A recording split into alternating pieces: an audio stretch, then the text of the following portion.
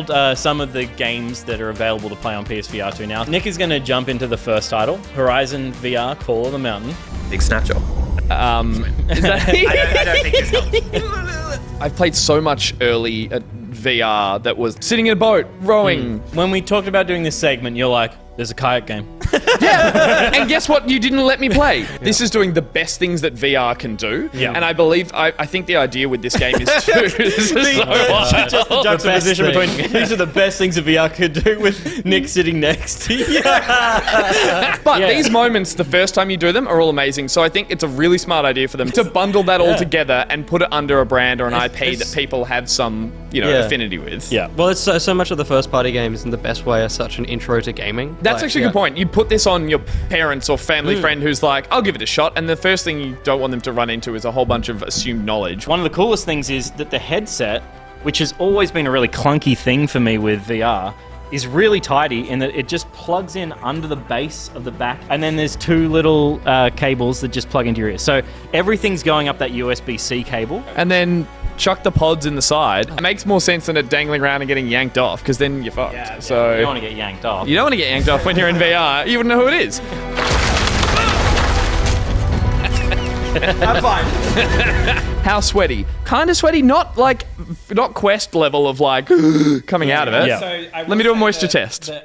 Not bad. So Will's jumping into... He's jumping into GT7. Yeah, you're with the controller, not the... Which is disappointing. Do you wanted to do I'd this? like to do this. You want to do beep, beep? That feels like a wheel. This is you, just I can do this, but if I do this, we're out. If you land in the car, you're in Tron. Vector land. Grey boxing. Can you look in the rear vision mirror? Yeah. That's cool. That's pretty cool. What we're watching for us... It doesn't look too different. It doesn't look too different from the main game, yeah. but you had a wow moment. I feel the space of the car. Yeah. I do think I have to sit kind of back here. You can't hear in to feel like your body is right. Because right here, it kind of feels like I'm in a mini. It is a Sunday. You're driving how I drive a car, which is squashed up against the steering wheel. Look at the car, Will. We don't care. Killing it.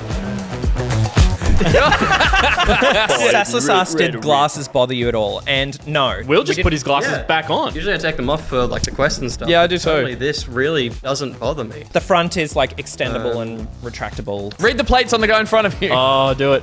It says mini. Would you play GT in VR? It doesn't visually look any different. I kind of settled into it to the point where, a Horizon is constantly challenging you with different Asking things. you to do VR-y things. Yeah. It's an interesting part of the sim racing discussion, which is, a lot of people spend a lot of money getting sim rigs and getting monitors to wrap around themselves and try to immerse themselves. Yeah. And if you could just have a chair and put on a headset, Yeah. and that headset is a very good one. Totally. That could solve the rig problem for a lot of people. If you had a good wheel and that, Yeah. it would be a sick experience. It'd be really interesting if they started to support Windows. Peter is playing something else.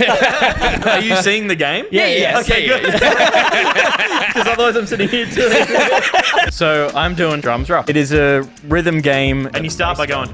Oh, yes. Amazing. Not quite my tempo, Pete. Oh, no. He's so into what is I mean, good for you. I mean, is this an iconic rock band Guitar Hero? Is you feel a lot cooler than you look. Yeah, totally.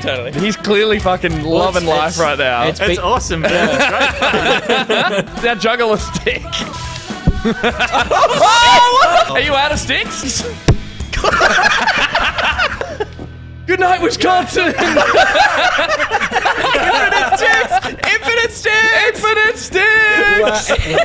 I mean, I'll tell you what, that's so immersive. I often find with VR a frustration of going, something on the ground, I can't reach it. I can't grab at it. And because everything is set, once you're set in position, it's just, it's one-to-one. That drum is there, I'm going to hit it. Can I say as well how easy it's been to pass this headset around to people on the couch? As soon as it knows it's outside the zone, it's like, hey, have you moved? Do you want to reset your zone? You're like, yeah. And it's like, is this good? And you're like, yeah. The thing that I find really fascinating with it is the foveated rendering, which is where it is rendering just the portions in high detail that your eyes are actually looking at, as opposed to the entire, I guess the angle of view would be closer to 180 degrees. Yeah. on, something like the Quest, which is literally just running Android. It just doesn't have the processing power to be able to render a 180-degree at a visual really high field in resolution. really high resolution. Yeah. So now what you've got is just the part that your eye's looking at, which is the only part you can see anyway.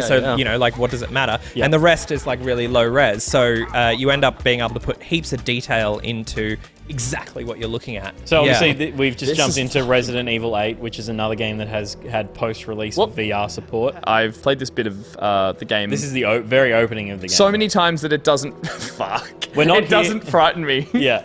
He said, But- are you sure? This looks. Fuck. And if I remember correctly, there should be a jump scare here. Yeah, this one. Hello. That one's dead. That one's dead. You're still alive. No. Oh, it's him. It's him. Look, he's going.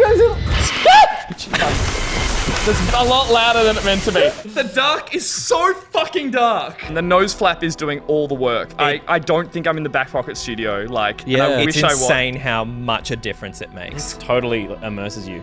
I hated seeing my Mousy. when I was playing Oculus Quest. Yeah. Fuck. Wow. Oh, man. crap. Look at my hands. That's scale. That is over there and that big. Give me a gun. Yeah, baby. Give me the gun. Yeah. Crawl up there, you coward. I winced. I genuinely winced with goo. Oh my god. There's just something about standing next to a body in VR. Like, I feel his presence there versus it's... Stab him! Stab him! Melee will be interesting. Yeah. Oh, wow. Yes! Stab him! Run! Yes! What about throwing knife? Hiya! Did that work? Did that hurt him? It's work. Infinite knife! Give me a gun! Don't I have a gun? I have a gun! Yeah. Fuck you! Where's knife protection? Are you okay? Fuck, I'm dead!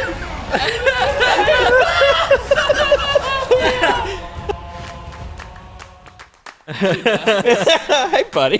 My god, the blackout thing. Yeah, I forgot I was in this. When I took that off, it was like waking up. That sounds too wanky, but it felt like... No. Like, you wake up and go, oh yeah, I was here. I've played a lot of VR. I don't have the weight. cramp and the Yeah. weight. I have no nausea, and I've played it a couple of times, and I always get nauseous. And so I think it is, for me, this is the most pixel-dense version of a VR headset that I've used, and that's helped a lot. That's at least how I feel. It might also be something to do with the weight of it, and the fact that it doesn't have cloth, so I'm not getting really hot while I'm playing it as well. Yeah, we're doing this all seated. I think if I was going to settle in for a session of this, I would clear some space and be like, I'm going to Stand up. play Yeah. standing. I'd do that Which for Resident Evil. they suggest a 2x2 meter play space. Yeah, which is pretty standard. It is still tethered. There is still a cable. As you said, it is one cable. We are at the point now where this is as best we can do cable management-wise. As someone who has the Quest 1 and has watched the Quest 2, for as much as I love the freedom, I'm at a point where that thing is bricked now. There is, I think, practically no software coming out on it, and everything that was coming out on it, as much as I tried to love it as much, it was like a Switch. It was massively downscaled. I was playing really soft-edged versions of games, but there is a limitation for another 5 years until we're getting that level on a wireless. I don't even know if we'll necessarily get there. I mean, we so might. you can, but- if you have decent enough Wi-Fi, you can stream from your PC to your Quest. That's true, which I've done. yeah. It's just like good if you can do it. Like if your PC has enough grunt to do that, absolutely. Wireless means heavier because it needs battery in it. Yeah. Yeah, true. It just And you're suddenly getting becomes- like an hour and a half of like real play out of it. totally. We should address the fact that it is a steep price point on Yeah, top of the fact totally. that the PS5 is now it's in stock in Australia, more available. It is still an expensive console. It is a luxury on top of a luxury. Yeah. For an experience that is very good. I think, for all we've said negative about the Quest 2, there's not a better VR headset out there in terms of bang for buck. Price Yeah, point totally. and simplicity, I think. Yeah. This is now looking for me like what the Vive was and stuff. Like if I want to up my VR game and be like, okay, I've played all the games. I know which types I like. Yeah. I now want them in high fidelity and I want them with And the other negative for me is the library is locked to whatever PlayStation allow onto their system. Which, again, I'm like, that's a great piece of hardware. If they let me use it on my PC, I'm buying it. Yeah, that's interesting. I'll use it on my PlayStation 5, but I'm gonna take it across to my PC, and that's such a clean solution. Now, yes. I want to get stepped on by her. I'm going to play that up until that point. Oh my god.